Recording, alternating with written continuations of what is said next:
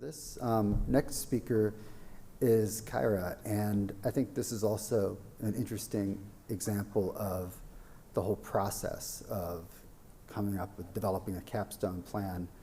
And what I saw here was just an amazing persistence and dedication to be able to work on a project related to kelp, identifying something not a lot of people know about, not a lot of people see the climate relevance of, not a lot of people see the complexity of, and that also, just aside from the physical issues of the kelp and integrating the supply chain, all that stuff, just a really wicked policy space around kelp, especially in this jurisdiction. And I thought for a while that Kaira was going to work on nuclear energy for her capstone. I was kind of pushing her in that direction because she's quite an impressive student, and right from the beginning this summer, you could tell whatever she was going to do for her capstone was just going to be outstanding. But just so much of this program is about persistence and about just if you want to work on something, just keep fighting to work on what you want to work on. I've seen this with other students too. Just really want to work on a specific topic, find something that just fascinates them, and just knock down all the walls in between them and finding the people they need to find to connect with experts on the topic. And I think you did as good a job as anybody's ever done with being like, I want to work on this, it's important, I'm going to find a way to do it, then I'm going to do a really good job. So it's really great having you in the cohort, and it's all yours.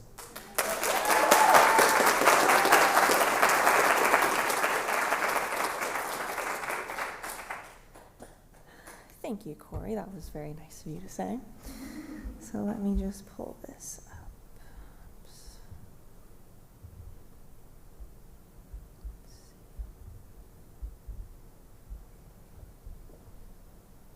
There we go. Okay, great. Hi, everyone. I am Kaira Wallace, and my capstone project asked, could kelp aquaculture have a future in California? And as Corey was mentioning, I didn't realize just how complicated of an issue this was before I got into it, but I learned a lot along the way regardless, so let's get into it. So you might be thinking to yourselves, what does kelp have to do with climate science and policy to begin with? As it turns out, it has a lot more to do with it than you'd think. Kelp aquaculture, which is defined as the cultivation and harvesting of macroalgae in all types of water environments, is becoming increasingly recognized as a powerful tool for climate resiliency, ecosystem protection, and sustainability.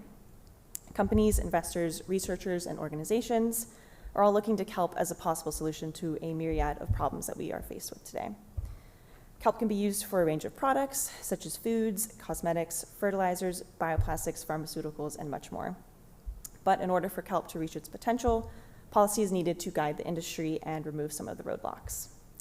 In this presentation, I'll be referring to kelp aquaculture that occurs in coastal waters, as opposed to aquaculture that occurs in tanks on land. So there is a multitude of environmental, social, and economic benefits that come from cultivating kelp in the ocean. Kelp can buffer local ocean acidification, which is a result of the ocean absorbing mass amounts of carbon from the air and having a lower pH than is natural. So by taking up some of that excess carbon in the water, kelp can raise the local pH back to safe levels. It can also absorb excess nitrogen and phosphorus, which typically enter the ocean via runoff from agriculture, septic systems, urban areas, and landfills. This can help prevent harmful algal blooms, as well as improving water quality and preventing low dissolved oxygen conditions. Kelp can also buffer wave energy up to 30 to 50% during storm conditions, which protects vulnerable coastlines from erosion and storm surge.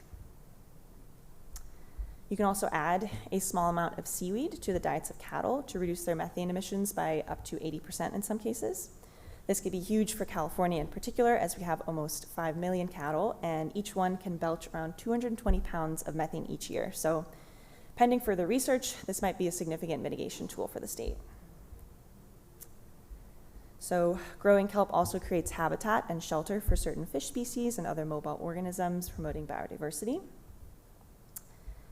And the kelp aquaculture industry can supplement fishers' income. For example, in Maine, lobstermen have been recruited to work as kelp farmers during their off-season.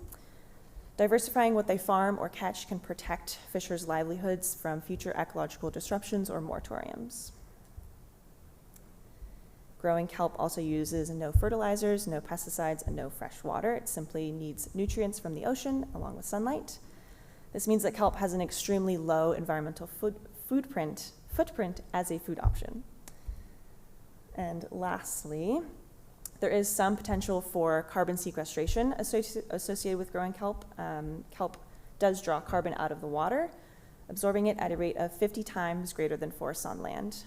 There are some questions remaining, though, about how long that carbon is sequestered and if it can be used as a source of offsets in the future.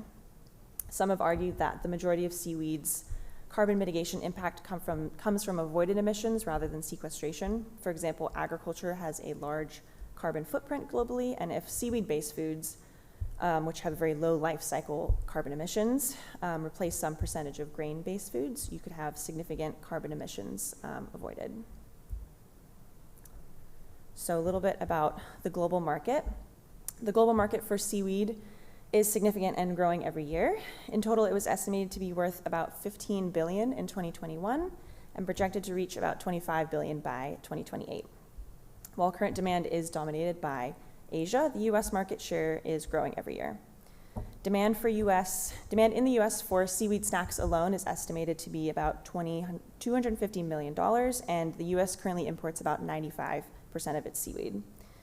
In terms of production, China, Indonesia, the Philippines, Korea, and Japan produce about 97% of all seaweed.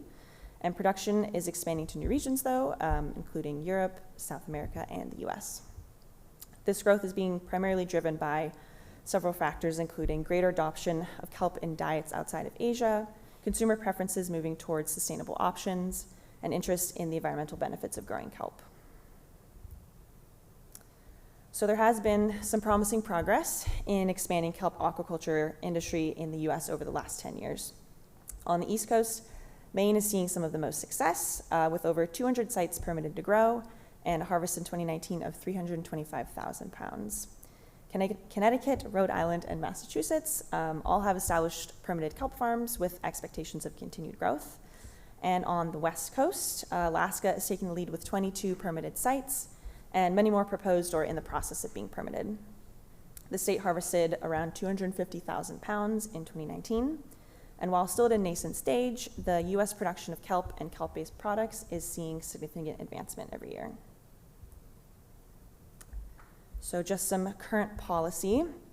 Policy in place in California specific to kelp aquaculture is slim, but there has been some federal headway recently. The 2018 version of the US Farm Bill dramatically expanded support for algae agriculture, and a key part of that support is the expansion of crop insurance to algae, which is now considered an agricultural commodity.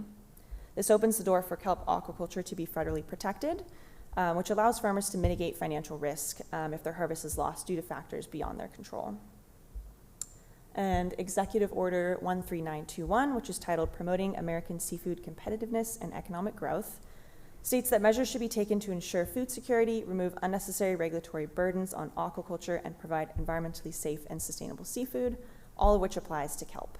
So this order shows that the current administration is actively prioritizing aquaculture expansion. And finally, Executive Order 13921 directly led to the creation of Nationwide Permit 55. And nationwide permits, or NWPs, are designed to streamline authorization of projects that produce minimal impact on the nation's aquatic environment. And NWP 55 extended this streamlined permit to seaweed, creating the opportunity for kelp aquaculture in federal waters. Currently, though, all proposed farms have been within 3 miles of the coastline, which is under state jurisdiction, and therefore NWP 55 has yet to be used. So, despite all the benefits of kelp farming and the progress being made in other regions of the US, California has no ocean-based farms selling commercially on the market. And I saw this lack of kelp aquaculture in the state as a missed opportunity for California. And so I wanted to focus my Capstone project on why this is the case and how we might go about changing it. So the main questions I wanted to answer with this project include, what obstacles currently face the kelp farming industry in California, what solutions exist to address these obstacles, what benefits could come of expanding kelp farming in California, and what does the future of California kelp aquaculture look like? So, guided by these questions, I created 2 deliverables. And the first is a policy briefing book on California kelp aquaculture that can act as a comprehensive resource on the topic, summarizing the key information in an accessible format.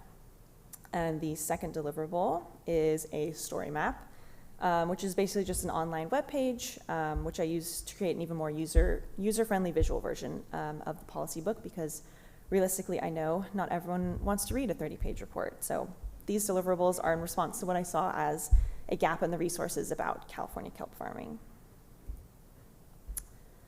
With that being said, what I found during my research is that there is a long list of reasons why California isn't jumping aboard this so-called seaweed revolution.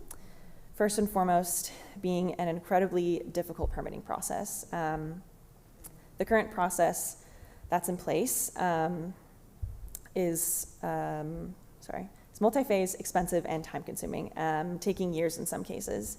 There's no kelp-specific permit, and therefore prospective farmers must navigate a system that was originally designed for commercial shellfish operations. There's also marine spatial planning obstacles. The waters within state jurisdiction have competing interests, such as recreational use, shipping lanes, commercial fishing zones, etc. And so prospective kelp farmers must navigate all of those factors, in addition to considering oceanic conditions best for kelp growth. So to avoid any conflicts of use, comprehensive marine spatial planning is needed. Kelp grown in California would also face cost competitiveness issues, as Asia can grow on a much larger scale and they have much less stringent regulations. As it's unlikely California will ever be able to achieve similar cost competitiveness on a global scale, the state's kelp industry would have to tap into different kinds of higher end markets than what Asia is currently serving. There also needs to be significant expansion in the uses of kelp, specifically in value add and higher priced products. For the industry to thrive, kelp needs to be a more frequent part of the US diet to ensure long-term demand. Since California has yet to start commercially growing kelp, the large processing capacity does not exist. Unless the harvested kelp is sold to local markets, it will need to be quickly processed to preserve it. Processing hubs need to be established near areas of kelp aquaculture to limit transportation and time between harvest and processing. Lastly, the kelp industry needs the social license to operate, which is the informal approval for a project by the local community or the general public. Local input and perceptions can make or break a proposed project, and proper information and education is needed to avoid misperceptions around kelp farming. So, despite everything that has held California back from a booming kelp aquaculture industry so far, there are solutions that exist. Through my research and input from those that I interviewed, I identified 6 possible solutions that could be implemented to help enable the establishment of kelp farms in the state. So firstly, funding further research on kelp farm benefits and impacts is critical to the future of the industry. Continual support for this area of research could include funding from state, federal, or private sources. The more research done on kelp farming, the easier it will be to convince regulatory agencies to approve projects. And currently there's a lack of precedents for seaweed farming in the state to go off of. Creating a separate permit that is tailored specifically to kelp would bypass the current bottleneck and create a more straightforward permitting process for applicants. Kelp aquaculture has been proven to have minimal environmental risks and a multitude of environmental benefits, and therefore should be given special consideration in the permitting process. The Fish and Game Commission, which is the lead agency in the state, could work to establish the specialized permit and remove the current roadblocks that exist.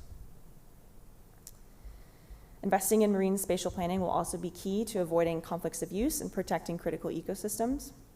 NOAA should be recruited as the lead agency, as they've already conducted similar spatial planning projects. They would be well positioned to perform the spatial analysis within state waters to find areas best suited for kelp aquaculture, maximizing the benefits and minimizing any potential user conflicts. There should also be promotion of kelp foods and development of the market. The market for kelp locally needs to grow and diversify, taking the form of new specialty products that can be marketed for their sustainability and climate-friendly nature. For example, a new kelp burger by Akua has hit the market recently. The nascent U.S. kelp industry would gain significantly if they worked collectively to work on diversifying these products while concurrently working to expand production.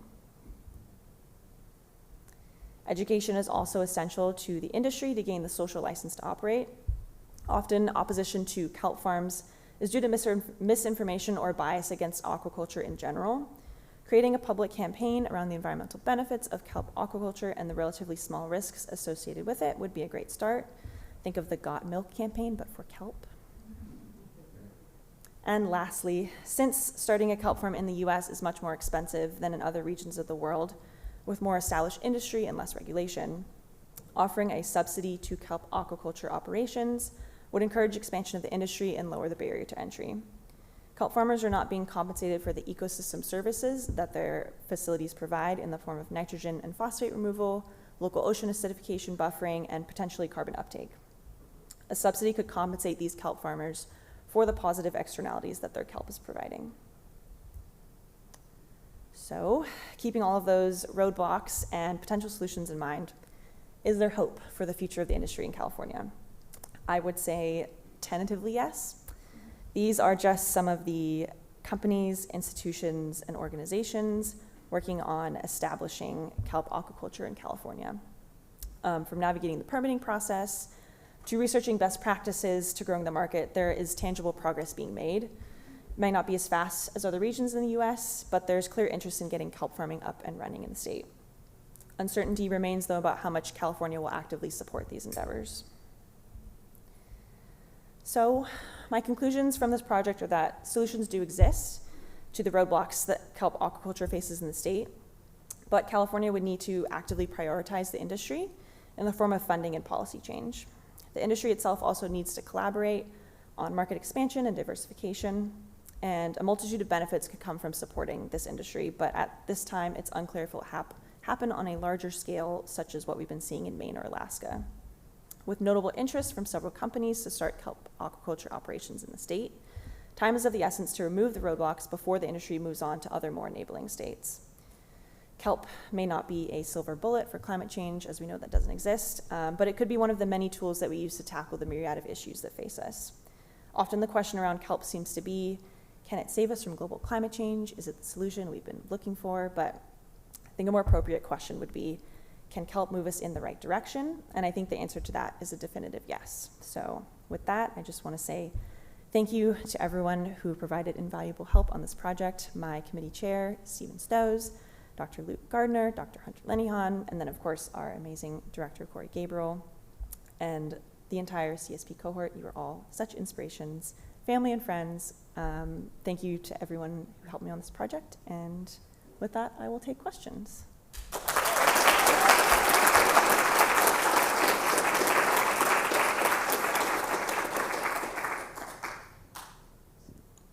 That was awesome, Kaira. Thank you, Martin. Go kelp. Go kelp. Go kelp. Kelp's the best. That's been the theme, go kelp. That was interesting to see that Alaska's yield was 250,000 for just 22 sites, Yes. whereas Maine's was 370 Yeah. for like over 200 sites. Is that, why is that? And is there like a different, do they each state use different kinds of models to establish what kinds of sites they give out? And do you know, if that's why, do you know which of those would appeal more to Californian leaders on this issue? Yeah. Yeah, it's really interesting to see the different approaches in those two states. I think part of the reason is when you compare Alaska to Maine, Alaska is gigantic. They just have more space to work with. So they have more opportunity to sort of site these larger scale farms, as opposed to Maine, which is tiny compared to Alaska. So they've kind of had to put these like piecewise farms together where they have the space for it. And Green Wave, which is the main organization on the East Coast that's been working with Maine, they kind of promote these sort of small scale collections as opposed to these sort of larger farms that you're seeing in Alaska. And I think that is mainly due just because of spatial constraints. And there's a lot less conflicts of use in Alaska. They just have more space in general. So they have that ability to do these larger scale farms. In terms of what California might go for, I feel like politically, it might be easier to push for those smaller scale farms, just because people get really scared about aquaculture in this state. And so trying to propose like a 100-acre farm or 200-acre farm like you're seeing in Alaska and California might be more politically difficult to justify. So in my own opinion, I feel like it might be more feasible to do these smaller scale collections as opposed to what Alaska's doing, but we'll see what happens.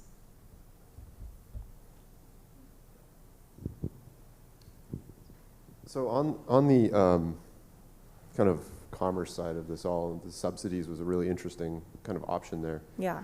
Is there the potential for sort of, is there a climate policy opportunity to sort of reallocate some of the subsidies for less climate appropriate, in, given our current future track, crops to kelp? So say something like everybody's favorite almond is pretty rough on water consumption. Mm-hmm. And I don't know if there's subsidies there, but if there are, perhaps those get shifted, some piece of that pie gets shifted over into a kelp. Is there an opportunity there, do you think, for sort of a policy approach to slightly bending things in a green bill? Yeah, it's definitely interesting to think about because one of the most heavily subsidized crops in the US is corn. It's terrible for the environment, just a huge monoculture. And so they get a huge slice of the subsidy pie. There has been one example on the East Coast, Greenwave that I mentioned, is one organization working on the East Coast with these small kelp farms. And they created a small, they're calling it their Climate Kelp Fund, to do this subsidy. So I don't know if necessarily we'll be getting portions away from these giant crops like corn, just because there's such a strong hold on those subsidies, but it would be really interesting to see maybe a small portion of climate funds in some way being allocated towards something like this, subsidizing this environmentally friendly food. And in the case on the East Coast with Greenwave, it was privately funded rather than state or federally, so it could just be completely separate from these federal subsidies that we're seeing, but it will be interesting to see what happens.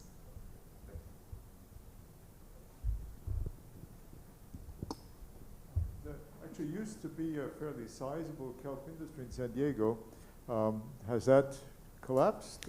If so, why? And is that collapse maybe an indication of viability or non-viability of a kelp industry based on aquaculture rather than on harvesting wild kelp? Mm-hmm. Yeah, there used to be much more significant wild harvesting of kelp in Southern California. Part of that, I think, was because we've lost a lot of our kelp forests in Southern California. There's been a huge loss, in Northern California and Southern California. So that's part of the reason is we just have less natural kelp forests to harvest from, and I think a lot of that was based on wild harvest.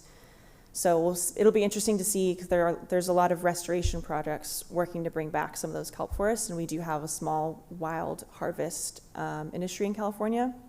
So it could be something that works in tandem where we work on restoring what we have naturally, and there's a small amount of harvest that comes from that, and then to supplement what we can't reach, what we can't meet demand with, we supplement with farming. But yeah, I think a lot of that collapse had to do with just the natural depletion of those kelp farms in Southern California.